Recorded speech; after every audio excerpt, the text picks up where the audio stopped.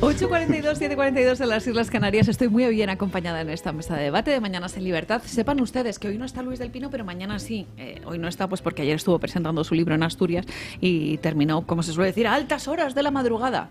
No eran altas horas de la madrugada, pero bueno, que le viene bastante bien descansar un poco y que sobre todo me ha dejado en muy buenas manos las de don Marcos de Quinto. ¿Qué tal, Marcos? Muy buenos días. Muy bien, muy buenos días. Y si me permites, le quería mandar un beso Claro al amor que de sí. mi vida, A ver. que se llama Sofía. Y bueno, y que está yendo al colegio. No es profesora, es No es alumna profesora. y tiene 5 años. Exacto, tiene que acudir esta misma mañana a sus obligaciones con las aulas, así que Sofía, que tengas un buen día, que estudies mucho, que te portes bien. Y que no te adoctrinen. Eso, y sobre todo que te ayuden en casa a pensar por ti misma y que te rodeen de buenos valores, que eso es muy importante, no tanto que también la formación que vas a tener en el colegio como la formación que se te da en casa, que es algo crucial. Esto también se lo podríamos decir a Yolanda Díaz. Claro, pues pero bueno, ya es aplicar. mayorcita. El caso es que no sé si nos va a hacer caso ni Yolanda Díaz ni Mónica García, que también ha hecho unas declaraciones también. finas y exquisitas. En fin, cada vez que hablan sube el pan. Y para analizar todo esto también tengo a Juan Carlos Tellez, redactor jefe de Voz Media. Don Juan Carlos, muy buenos días. ¿Qué tal? Muy buenos días. Muy feliz de estar aquí. Y además con un montón de temas encima de la mesa, relacionados como por ejemplo con Álvaro García Ortiz y la manera en la que ha borrado su teléfono móvil, relacionado con un concepto que tiene mucho que ver con Estados Unidos. Hablamos de los aranceles y de un concepto que les digo que yo se lo escuché por primera vez a don Marcos de Quinto, esos autoaranceles, porque ahora todo el mundo se está tentando las vestiduras por lo que puede venir desde Estados Unidos. Fíjense ustedes cómo será que el propio Pedro Sánchez ha tenido que acudir a los brazos de Ursula von der Leyen a pedir más gasto para ciertas partidas que sirvan para hacer frente a Donald Trump. Don Juan Carlos Tellez, que conoce muy de cerca la información de Estados Unidos por lo que se publica en Voz Media, sabe bien de lo que estamos hablando y sobre todo de esas medidas que está anunciando pues para proteger lo suyo, ¿no? La industria norteamericana. Sí, vamos a ver. Lo que está haciendo Donald Trump es algo tan escandaloso e insospechado como cumplir con su programa electoral. Quiero decir, que ahora Europa, como siempre, vaya 40, 50, 60 pasos, no sé si pasos, años o años luz por detrás y empiece esto, ya sabes cómo es la burocracia europea, ¿no? Vamos a abrir un debate de franco consenso para intentar, y Francia pide, pero vamos a ver qué pide Alemania y esperemos a las elecciones alemanas y mientras tanto Pedro Sánchez por otro lado. Bueno, pues esto demuestra un poco lo que es Europa cuando Donald Trump no ha hecho otra cosa que cumplir su promesa electoral, que es ese America First. Y entre otras muchas cosas en ese America First es la imposición de aranceles. Donald Trump está haciendo política de lo que es. O sea, yo siempre he recomendado el libro del arte de negociar de Donald Trump. Él es un negociador. Lo estamos viendo desde que llegó. El primer día ya impuso esos aranceles, ¿no? a Canadá y a México. México y Canadá negociaron, oye, pues te reforzamos la frontera, y en vez de un 25, un 10, oye, pues te los quito, si durante un mes demuestras que puedes reforzar esta frontera.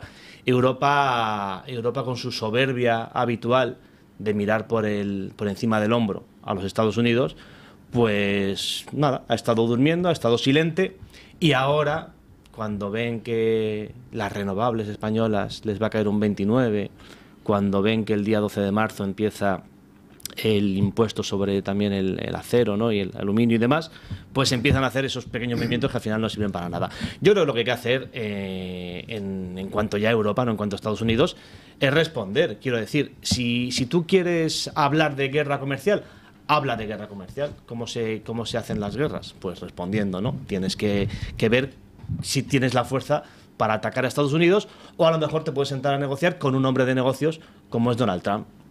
Oiga, señor Trump, que en vez de subirle nosotros los aranceles como rabieta, vamos a bajar. Vamos a dejar que General Motors, que Ford metan aquí sus vehículos. En vez de seguir negociando con China, vamos a abrir un poquito más las puertas al vehículo, por ejemplo, por poner un ejemplo, al vehículo norteamericano. Y Donald Trump seguro que no te va a meter ese 29% ni ese 25% al aluminio y al acero. Pero bueno, Europa está en lo que está, en ese batiburrillo de burócratas a sueldo de intereses que poco tienen que ver con la Unión Europea o con Europa en sí, Y nada, a seguir mareando la perdiz mientras Donald Trump pues hace su política, que no es otra que pues, el America First. Es que me sorprende que nos rasguemos las vestiduras, o que algunos se rasguen las vestiduras cuando lo que está haciendo un político es cumplir con su programa electoral. Claro, acostumbrados al trilero de la Moncloa,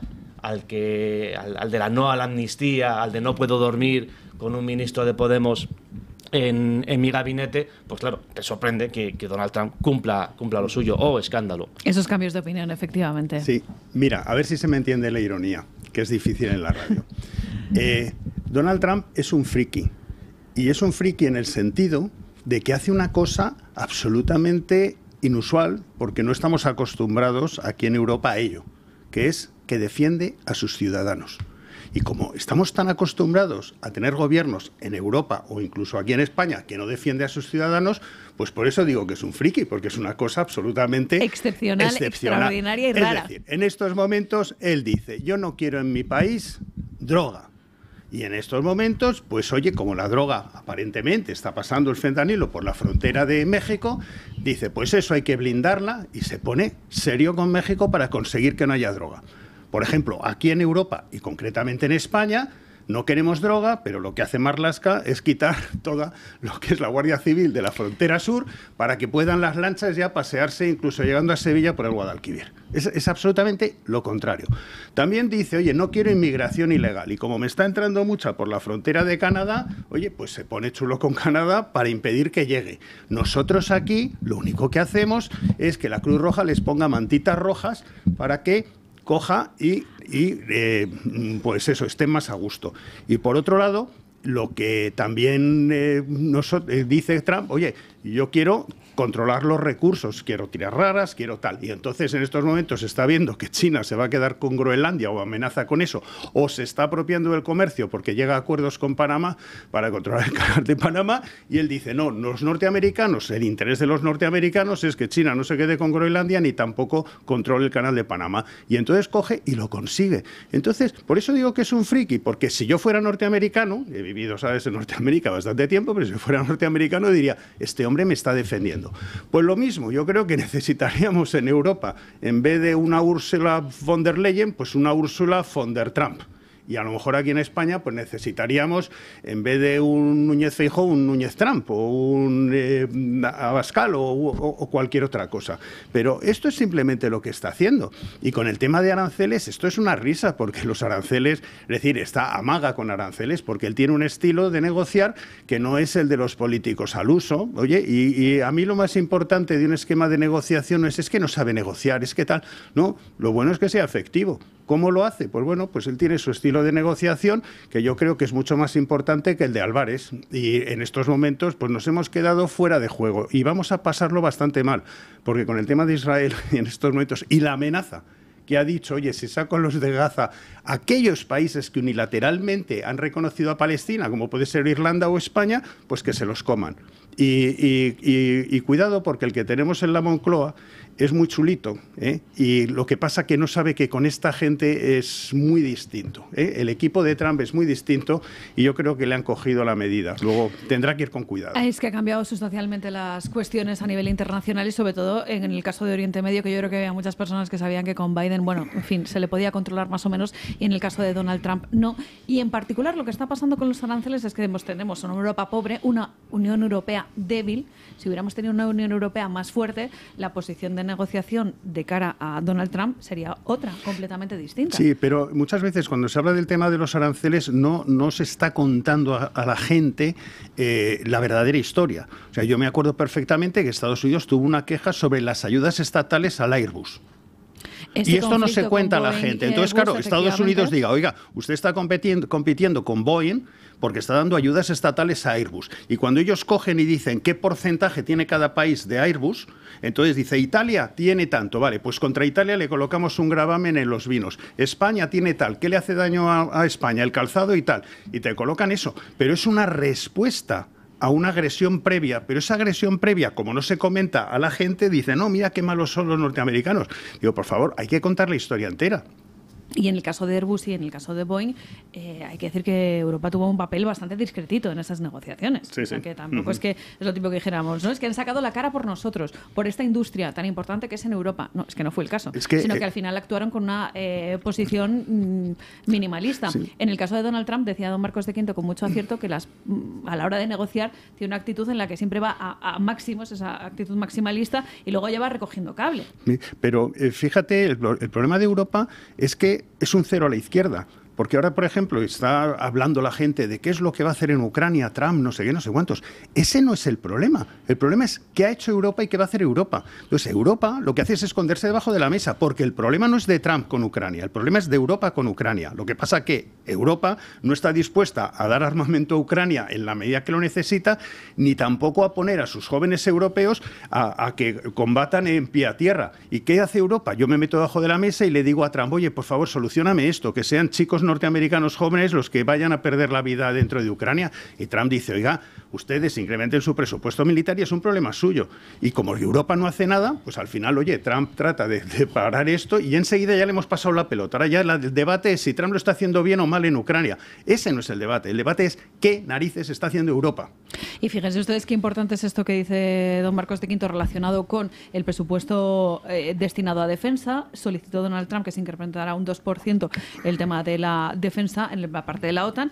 Y en vez de eso, ¿qué ha hecho Pedro Sánchez? Ha acudido a Ursula von der Leyen a pedirle más presupuesto a Europa para cuestiones como la transición ecológica y el cambio digital. La transición ecológica y el cambio digital. ¿Esos son realmente los problemas de nuestro país? ¿Son los problemas de Europa? Pregunto. Pero es que ahí pueden pillar. Claro, efectivamente. A la saca. Porque lo que comentaba don Marcos de cuando habla del friquismo, ¿no? De friki, de un outsider, ¿no? que es Donald Trump, es que enfrente tenemos un asunto aquí peliagudo, porque hemos pasado de una Europa y una España que pasa de sus ciudadanos, que los ignora, a una Europa y una España que va contra sus ciudadanos. Y ojo a esto, porque esto es importante. Cambiar ese paradigma es muy complicado. O sea, ya cuando, a ver, no solamente en tema arancelario, lo que comentabas, la guerra contra Hamas, contra el terrorismo, Donald Trump lo tiene muy claro. De hecho, ayer Hamas incumplió o dijo que iba a incumplir la última entrega de rehenes del sábado, y Trump no ha tenido mucha ambigüedad. La frase, como no los entreguéis desataré el infierno, creo que se entiende bastante bien. Y aquí en España ya no es que pasemos, que nos hagamos los tontos, es que nos posicionamos claramente del lado del terrorismo. Jamás es terrorismo, y aquí tenemos ministros que son pro-terroristas, que se han manifestado a favor de los terroristas, no a favor de Palestina, no a favor de... Un pequeño inciso, porque esto es un tema curioso. A lo mejor la izquierda preferiría que la actitud que tomara Norteamérica o Israel fuera similar a la de Hamas. ¿A qué me refiero? Si te voy a dar 1.300 presos que están condenados por terrorismo a cambio de 33 inocentes porque eran civiles que secuestrasteis, si ese es el intercambio, como uno de los 33 me aparezca muerto, pues hacemos la división y no sé si serían 300 de estos, los paso a cuchillo, porque además están condenados. Lo mismo. Y entonces se juega con la misma moral. Pero si se jugara con la misma moral, menudo escándalo se montaba. Pero esto es lo que hay que decirle a la gente. Como alguno de los 33 me aparezca muerto, en vez de devolverte estos, tal, y voy a hacer el cómputo equivalente. Que eso sería una cuestión bastante lógica, de sentido común, uy, pero ¿no? bueno, uy, ¿cómo se pondría a la izquierda? Pero yo lo propongo, ¿eh? Sí, no, pero aparte es que aquí ya te digo, es al revés. No es que Europa o España, en este caso, la esté a verlas venir, es que encima se posiciona. Estás intercambiando inocentes por asesinos convictos. Sí, que por y eso, además por eso, el número, ¿eh? Por eso está feo, porque en Israel hay jueces palestinos. Correcto. Son convictos. Está feo decir eso de intercambio de rehenes. No es intercambio de rehenes, es intercambio de rehenes por presos. Exacto. Por presos y terroristas. Pero bueno, más allá de eso, es verdad que tenemos gobernantes aquí en Europa que están en contra de su pueblo, están en contra, lo vemos con la asfixia constante al ciudadano de a pie. Y por ahí también va las ayudas que pide Pedro Sánchez, ¿no? Ese incremento en estas películas que tiene de pues, fondos de cohesión para las renovables, para el cambio climático, porque al final él se siente a gusto con ese discurso que sé que le compran tanto sus socios, que son los que están cómodos con esa coartada, porque los socios de Pedro Sánchez están cómodos con Pedro Sánchez en el gobierno. No, cada día vemos en la prensa las horas están contadas para Pedro Sánchez, el PNV, Sumar, Junts, nada. Pedro Sánchez tiene secuestrado algo muy importante en España, y es que tiene secuestrado el Producto Interior Bruto de los españoles. Pedro Sánchez tiene todo el erario a su poder, y Pedro Sánchez no tiene ningún complejo, ningún reparo, que los anteriores sí que algo tuvieron en su momento. Él ha roto esa norma de gastarlo.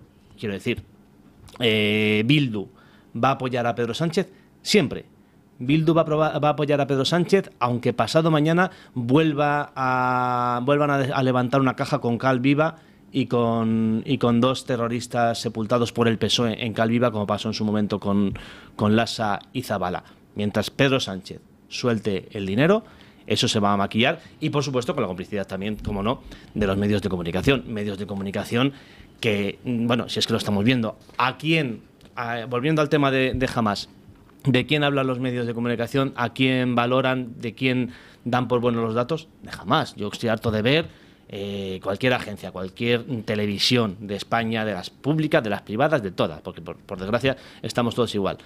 No sé cuántos mil muertos, Israel ha matado a no sé cuántas mil personas en la guerra de Gaza. Fuente, el Ministerio de Salud de Hamás. Claro, es que así ¿Qué coño es, con perdón, el Ministerio de Salud de Hamás? Estamos dando voz a los terroristas, con lo cual la dinámica de estar en contra del pueblo y de estar con el lado malo de la historia no solamente es del gobierno español, sino también con mucho apoyo parlamentario y con mucho apoyo de los medios de comunicación, porque él tiene el dinero y él lo ha ido soltando, y aquí somos muy agradecidos. Bueno, nos acercamos a las 9 de la mañana, a las 8 en las Islas Canarias. Es un momento para hacer una pausa publicitaria, y yo les invito a que se acerquen a nuestras redes sociales, porque ahí tenemos una pregunta que le hemos lanzado en nuestra encuesta relacionada con Pedro Sánchez y cuándo va a dejar el gobierno, si va a ser próximamente en este mismo año, 2027, 2031... ¿O les pasa a ustedes como a mí, que yo no lo tengo claro y con Pedro Sánchez puede pasar absolutamente cualquier cosa?